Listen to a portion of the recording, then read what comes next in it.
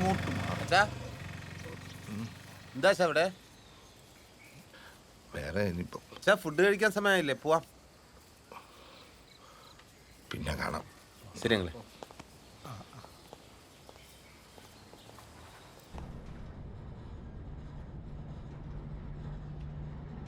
അച്ഛനെന്താ സെക്യൂരിറ്റിക്കാരനോട് സംസാരിച്ചത്? അച്ഛനെന്താ സെക്യൂരിറ്റിക്കാരനോട് സംസാരിച്ചതെന്ന്? പലതും സംസാരിക്കും. അത് നിന്റെ അടുത്ത് പറയണോ?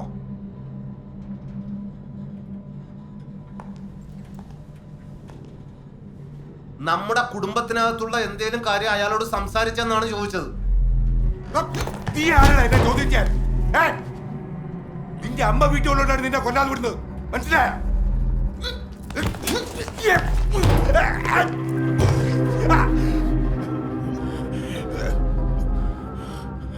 അച്ഛനാണ് ഈ സിറ്റുവേഷൻ ഉണ്ടാക്കിയത്, മനസ്സിലായല്ലോ. എന്നെ കൊണ്ട് ചെയ്യിപ്പിക്കരുതായിരുന്നു.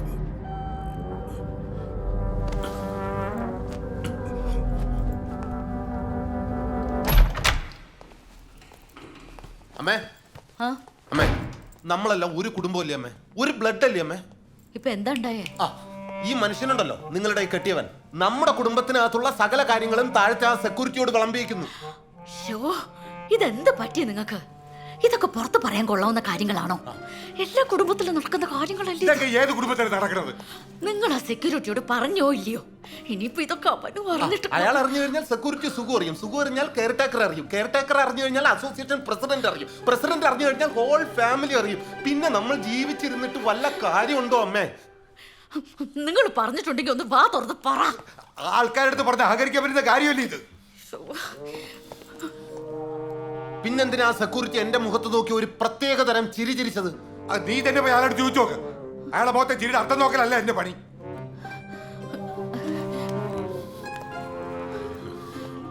എന്ത് പണിയാ നിങ്ങൾ കാണിച്ചു വെച്ചത്? രാമേട്ടാ, സാറേ, ഭക്ഷണം കഴിച്ചായിരുന്നോ? ഇല്ല, കഴിച്ചില്ല. എന്നാ ഇങ്ങ് വായോ, ഇവിടുന്ന് കഴിക്കാം. ആണോ? ആരും കഴിച്ചിട്ടില്ല. ഓക്കെ, വെറൈറ്റി ഫുഡ് ഉണ്ട്.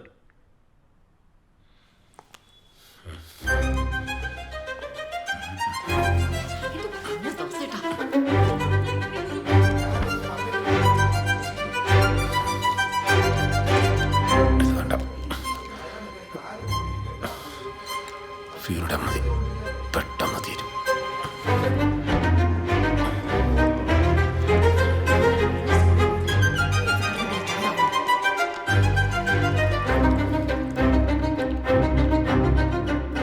എനിക്കെൻ്റെ ഈ കുടുംബത്ത് നടക്കുന്ന കാര്യങ്ങൾ പുറത്തറിയുന്ന ഇഷ്ടമല്ല. രാമേട്ടൻ ഇവിടെ കിടന്ന് പെടഞ്ഞ് മരിക്കട്ടെ. പിന്നെ അച്ഛൻ അയാളോട് പറഞ്ഞത് പുറത്താരും അറിയില്ലല്ലോ, അതോടെ തീരുമല്ലോ.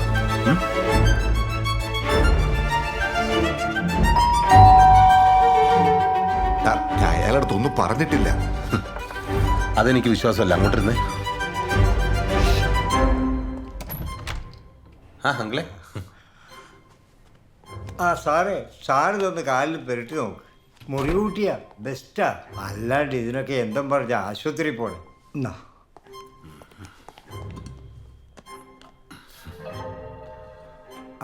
ഫിഷ് മോളിയാ സാറേ. എനിക്ക് തോന്നുന്നു സാറിന്റെ കാലിൽ കടിച്ച തുരപ്പനാന്നാ. എലിശല്യം കൂടുതലാണ്.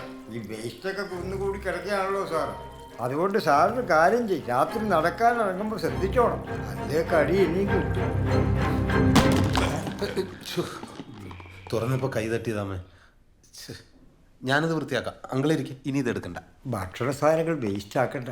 ഫിഷ് മോളിലല്ലേ, മോളിൽ നിന്ന് എടുത്തോ, ഞാൻ കഴിച്ചോളാം.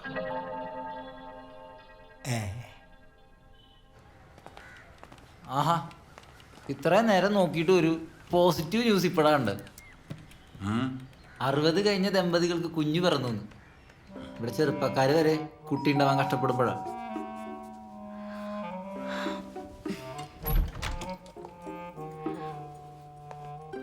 നീ എന്താ ഈ സമയത്ത്? സ്വന്തം വീട്ടിലേക്ക് വരാൻ അസമയമൊക്കെ ഉണ്ടോ?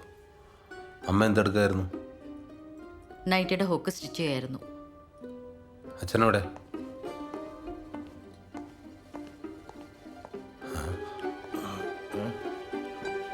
അച്ഛൻ എന്തെടുക്കായിരുന്നു ഇവിടെ? ഞാൻ കിടക്കായിരുന്നു.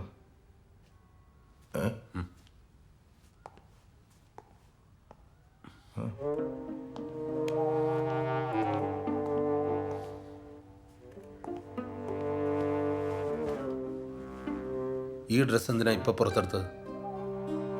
അതിനിപ്പം നിനക്കെന്താ?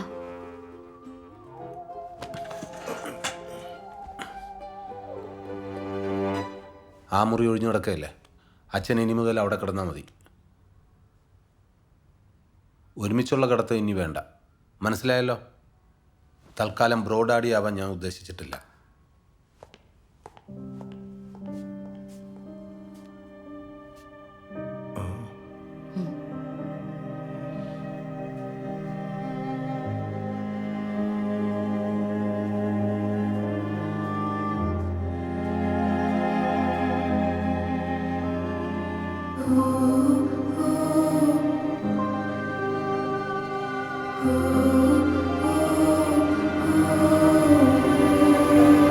ഇത് ഫസ്റ്റ് ക്യാമറ സാർ, ഇതാണ് സെക്കൻഡ് വരുന്നത്.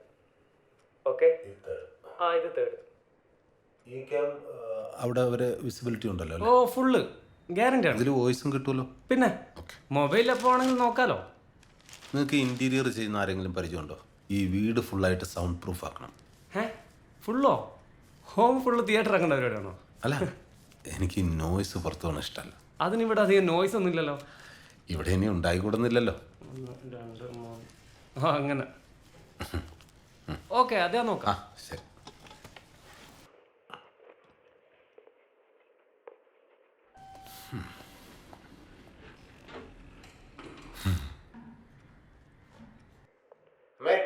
ഇറങ്ങണേ.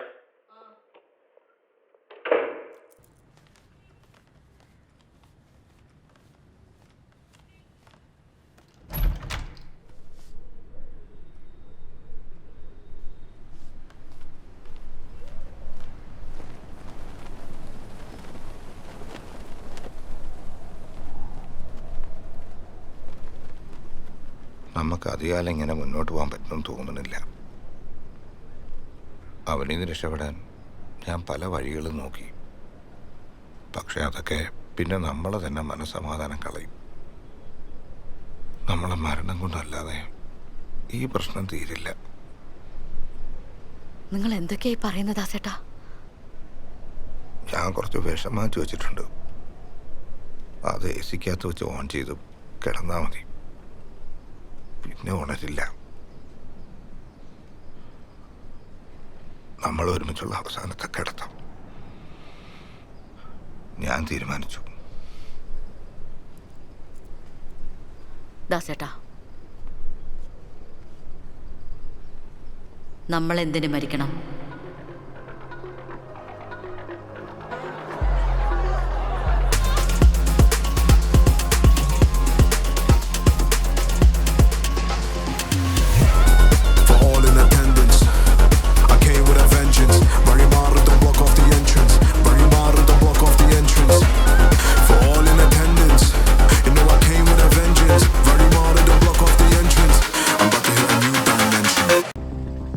ഞങ്ങൾ അവന് വേണ്ടി ഒരുങ്ങിയിരിക്കുകയായിരുന്നു.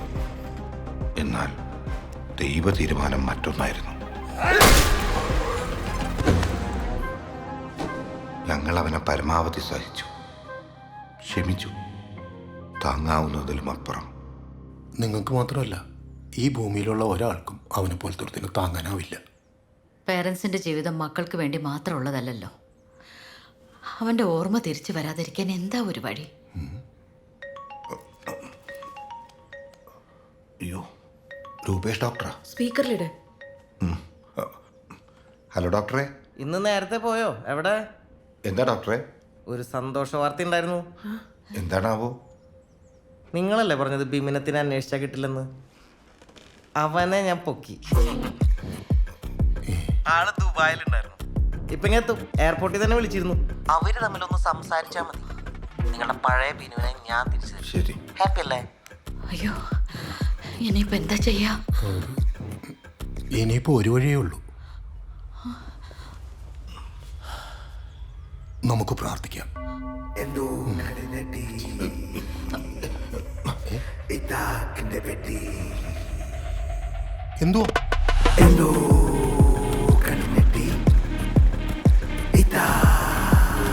ഈ മരുന്ന് കണ്ടുപിടിച്ച് കഴിഞ്ഞാൽ പിന്നെ ഞാൻ വേറെ ലെവലാണ്.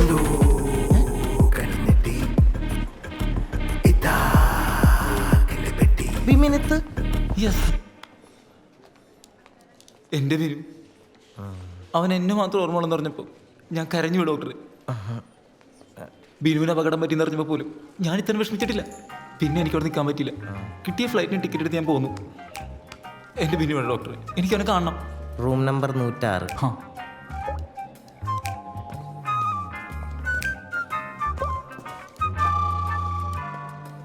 ഡോക്ടറെ, ഈ ഫ്ലൈറ്റിൻ്റെ പൈസ കിട്ടിയായിരിക്കും അല്ലേ? അല്ല, ഡോക്ടറിന് രാവിലെ വിളിച്ച് പെട്ടെന്ന് വരാൻ പറഞ്ഞ കാരണം ഞാൻ ബിസിനസ് ക്ലാസ് ടിക്കറ്റ് എടുത്ത് തന്നിട്ടുള്ളേ. അത് മോശമാവും അല്ലേ? കുറച്ച് മോശമാണ്. വേണ്ട, ഡോക്ടർ ചോദിക്കണ്ട, ഞാൻ ചോദിച്ചോളാം.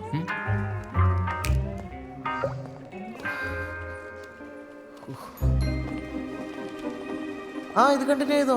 ആ ഡോക്ടറെ, ആ. ആ ബിമിനിത്ത് എന്ന് പറഞ്ഞ ആളെത്തിയോ? അവൻ ആ ബിനു റൂമിലേക്ക് പോയിട്ടുണ്ട്. അതെ, വേറൊരു സന്തോഷ വാർത്തയുണ്ട്, പറയാം. ക്യാബിനിലേക്ക് വാ. നിങ്ങൾക്ക് സന്തോഷത്തിൻ്റെ പെരുന്നാളാണല്ലോ. ഡോക്ടറെ, നമ്മൾ പെടുവോ? നമ്മളല്ല, നിങ്ങൾ പെടും. നിങ്ങൾ ഈ വിഷയം എന്നോട് പറയാൻ പോലും പാടില്ലായിരുന്നു. തുറന്നു പറഞ്ഞാലേ പ്രശ്നങ്ങൾക്ക് പരിഹാരം കാണാൻ പറ്റുന്ന ഡോക്ടർ തന്നെയല്ലേ പറഞ്ഞത്? എന്ന് വെച്ച് നിങ്ങളുടെ ഈ പ്രശ്നത്തിന് പരിഹാരം കാണാൻ പറ്റുമെന്ന് എനിക്ക് തോന്നുന്നു. ഈശ്വരാ, അപ്പൊ ഞങ്ങളിപ്പോ എന്ത് ചെയ്യും? നിങ്ങളൊരു കാര്യം ചെയ്യും, നിങ്ങൾ അവിടെ പോയിട്ട് ആ സന്തോഷം എന്താണെന്ന് അറിയും. ശരി, നിങ്ങൾ ഇവിടെ പോയിട്ട് ഈ സന്തോഷം എന്താണെന്ന് നോക്ക്.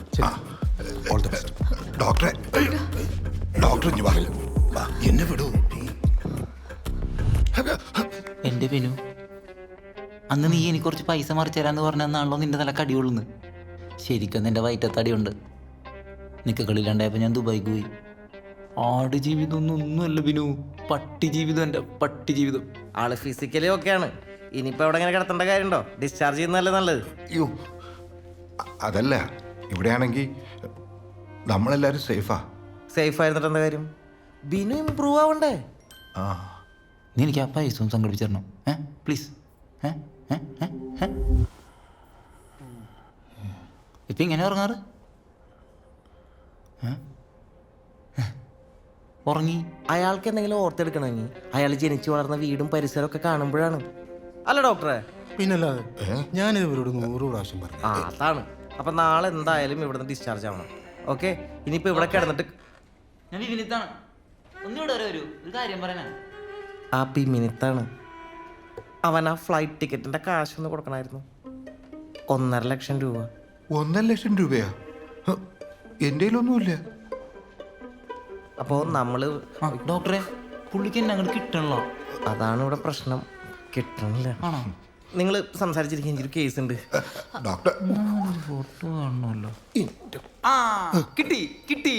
ഈ ഒരൊറ്റ ഫോട്ടോ കാണിച്ചു കൊടുത്താൽ മതി. ബിനുവിന് കംപ്ലീറ്റ് കാര്യങ്ങളും കൃത്യമായിട്ട് ഓർമ്മ വരും.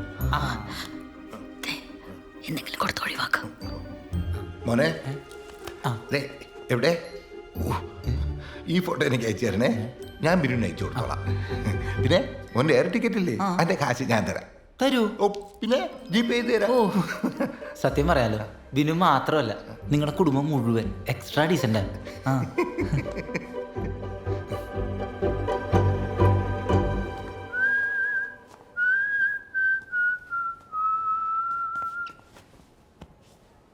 അളിയ, ഇത്രയും ഐക്യവും പൊരുത്തമുള്ളൊരു കുടുംബത്തിൽ ജനിക്കാൻ മാത്രം ഞാൻ എന്ത് പുണ്യ ചെയ്തതെന്ന് എനിക്കറിയില്ല അളിയ. എൻ്റെ അവസ്ഥ അളിയനറിയാലോ. എനിക്ക് പകരമായിട്ട് അച്ഛനും അമ്മയോടൊപ്പം എപ്പോഴും അളിയ ഉണ്ടാവണം. ഞാനിപ്പോൾ എന്ത് പറയാനാ അളി? ഉണ്ടാവില്ലേ? ആ, ഉണ്ടാവും. അളിയന് കൃത്യമായ ബോധോദയം ഉണ്ടാകുന്നവരെ ഞാൻ അവരുടെ കൂടെ തന്നെ ഉണ്ടാവും. ഇവിടുന്ന് ഡിസ്ചാർജ് വാങ്ങി എന്നാ വീട്ടിൽ പോകുന്നത്? എനിക്ക് വീട്ടിൽ ചെന്നാൽ കുറച്ചുകൂടി നന്നായിട്ട് ചെയ്യാൻ പറ്റും. എന്ത്? ഈ ജീവിച്ച പരിസരമൊക്കെ കാണുമ്പോൾ ഓർമ്മ വീണ്ടെടുക്കാൻ കൂടുതൽ സഹായിക്കുന്നല്ലേ ഡോക്ടർ പറഞ്ഞത്? അങ്ങനെ പറഞ്ഞോ? അല്ല, ഡിസ്ചാർജ് അല്ലേ? അത് ഞാൻ പറഞ്ഞോളാം, നമുക്കത് ശരിയാക്കാം. അളിയ, എന്തോ?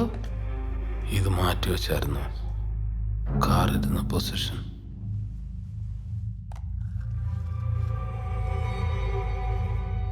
ഇങ്ങനെയല്ലായിരുന്നു? അതങ്ങനെ ആയിരുന്നല്ലോ അളിയ, മെനിങ്ങാന്ന് ഈ ഷർട്ടല്ലേ ഇട്ടെ? ആഹാ, ഞാനതേ ഒരു ഡ്രസ്സ് 2 തവണ ഇടാറുണ്ട്, ഒന്നിടവിട്ട് അലക്കാറുള്ളൂ. അതാ. ഓരോരുത്തരും ധരിക്കുന്ന ഡ്രസ്സിന്റെ കളർ അപ്പം ഞാൻ ഇതിൽ എഴുതി വെക്കും, ഓർത്തെടുക്കാലോ. I am really proud of you അളിയ. ഞാൻ ഈ സന്തോഷ വാർത്ത ബാക്കിയുള്ളവരെ കൂടെ അറിയിച്ചിട്ട് വരാം. ഞാൻ മാത്രം അറിഞ്ഞാൽ പോരല്ലോ.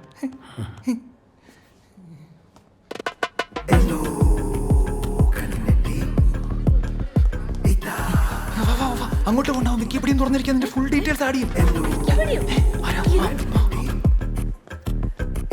ആഹാ, എന്താ പരിപാടി? അച്ഛനും അമ്മയൊക്കെ കഴിച്ചോ? അവരൊക്കെ ക്യാൻറ്റീനിലുണ്ട്. എന്തോ കൂലങ്കശമായ ചർച്ചയില്ല. കഴിച്ചു കാണും. അവരെന്തായിരിക്കും ചർച്ച ചെയ്യുന്നത്? ബിനുവിന്റെ ഫ്യൂച്ചറിനെ കുറിച്ച്. അവർക്ക് വേറെന്താ ചിന്തിക്കാൻ?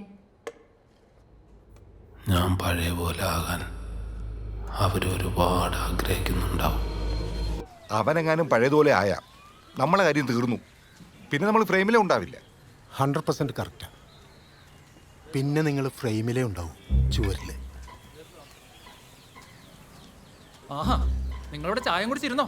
അവനത് ഡിസ്ചാർജ് വേണോന്ന് പലതോർത്ത് പറഞ്ഞു തുടങ്ങി. എല്ലാം പഠിച്ചെടുക്കുക. ഞാൻ മെനിങ്ങാന്നിട്ട് അണ്ടർവെയറിന്റെ കളർ വരാൻ പറഞ്ഞു. സി, ഉള്ളിലിട്ടതറിഞ്ഞു. ഇനി ഉള്ളിലിരിപ്പ് കൂടി അറിഞ്ഞു കഴിഞ്ഞാൽ ബാക്കി പ്ലാനിങ് പരലോകത്ത് വെച്ചാ. ഇനിയിപ്പോ നമ്മൾ എന്ത് ചെയ്യുന്നു പറ.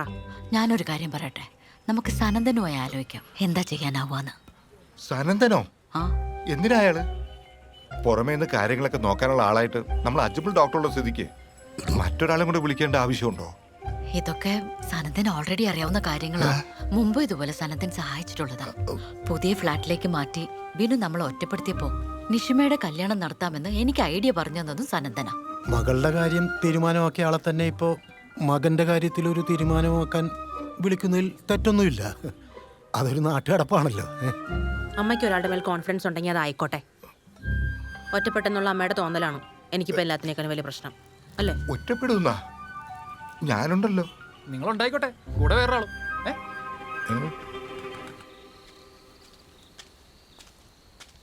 മനുഷ്യ, നിങ്ങൾ എന്താ ഇവിടെ വന്ന് നിൽക്കുന്നേ? എന്താ എന്താ പറ്റിയേ? നിനക്ക് സനന്ദനുള്ള ബന്ധം നിർത്താറായില്ലേ? പറയുന്ന കേട്ടാ തോന്നും സനന്ദൻ എൻ്റെ കാമുകനായിരുന്നു എന്ന്. ഒരു കാലത്ത് എൻ്റെ കൊളീഗായിരുന്നു, സുഹൃത്തായിരുന്നു. അത്രയേ ഉള്ളൂ ആ ബന്ധം. എന്നിട്ടല്ലേ നീ പറഞ്ഞിട്ടില്ല അവൻ എന്റെ കാലടിച്ച് കുടിച്ചത്? അവനെയാണോ നീ വീണ്ടും വിളിച്ചു വരുത്തുന്നത്? അയ്യോ, അതൊരു അബദ്ധം പറ്റിയതാണെന്ന് എത്ര തവണ പറഞ്ഞതാ. അതും എത്ര വർഷം മുമ്പാ അത് നടന്നത്. എന്നിട്ട് ഇപ്പോഴും അത്യാവശ്യ ഘട്ടത്തിൽ നമ്മൾ പ്ലംബറിയോ ഇലക്ട്രീഷ്യനെയോ വിളിക്കാറില്ലേ? സനന്ദനെ അങ്ങനെ കണ്ടാ മതി.